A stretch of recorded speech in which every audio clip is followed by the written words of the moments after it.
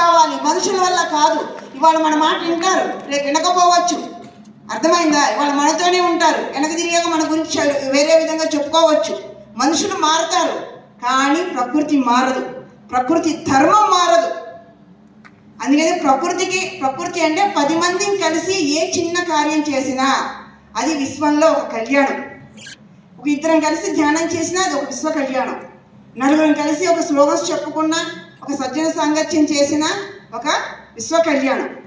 కాబట్టి ఆ విశ్వ కళ్యాణంలో నిత్యం ప్రతిరోజు ఒక అరగంటో గంటో మనం ఆ విశ్వ కళ్యాణం కోసం మన జీవితాన్ని ఉపయోగించుకుంటే మిగిలిన 23.5 గంటల జీవితం మనకు అనుకూలంగా బాహ్య జీవితంలో ఉన్నటువంటి సమస్యలు అవ్వచ్చు, ప్రాబ్లమ్స్ అవ్వచ్చు, లేకపోతే ఏ విధంగానైనా మనకి నేచర్ మనకి ఎనర్జీ సమకూరుస్తుంది, పరిస్థితిని మనకు అనుకూలపరుస్తుంది. ధ్యానం అంత గొప్పది. అందుకని ధ్యానాన్ని ఎక్కువ చేద్దాం. ధ్యానం ద్వారానే ఈ భూమి మీద పరిస్థితులన్నీ మారుతాయి. ఆ మార్పుకి కారణం ధ్యానం. అందుకే ధ్యాన జగత్తులో భాగంగా ఇంటింటా ధ్యానాలని, సప్తాహాలని, 3 గంటల ధ్యానాలని ఈ భాగ్యనగరంలో ఎప్పుడు ఏదో ఒక యాక్టివిటీతో మీ ముందుకు వస్తూనే ఉన్నాం. మరి నెక్స్ట్ మంత్ జూన్ అంటే ఏం గుర్తొస్తుందండి మనందరికీ? అంతర్జాతీయ యోగా డే కదా, June 21.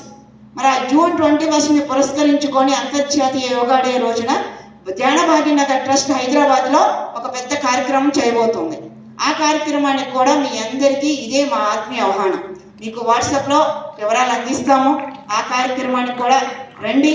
ఎందుకంటే సామూహిక ధ్యానం ఉంటుంది, అది ఇంపార్టెంట్. మన ఇంట్లో ఒక్కళ్ళమో ఇద్దరమో కూర్చొని చేస్తాం, అరగంటో గంట చేస్తాం. కానీ ఆ సామూహిక ధ్యానం కొన్ని 100 మందితో చేస్తాము. 1 గంట చేసినా కూడా 10 గంటలు. ఇప్పుడు ఎంతమందితో చేసామండి? ఇప్పుడు ఇక్కడ ఒక 1000 మంది ఉన్నారనుకోండి, 1 గంట చేసాం మనం. కానీ గంట ఇంటూ 1000 గంటలతో సమానం. మరి 1000 గంటల ధ్యానం మనం చేయాలంటే రోజుకు గంట లెక్కన ఎన్ని రోజులు పడుతుందండి? 1000 రోజులు పడుతుంది కదా. మరి అన్ని రోజుల ధ్యానాన్ని ఇలా సామూహిక ధ్యానం యొక్క ఫలితం అది. అందుకని సామూహిక ధ్యానాన్ని వదులుకోవద్దు. ఎక్కడ గ్రూప్ మెడిటేషన్ ఉందన్నా లేటుగా రావద్దు. మనకున్న ఒక అలవాటు ఏంటంటే వెళ్దాంలే ధ్యానమే కదా, వెళ్దాంలే, అందరూ వెళ్ళాక లాస్ట్కి వెళ్దాంలే, ఓకే చెప్పేటప్పుడు కూడా వచ్చి కూర్చుంటారు కొంతమంది. మనం వెళ్దాంలే చేద్దాంలే అనుకుంటున్నాం కదా.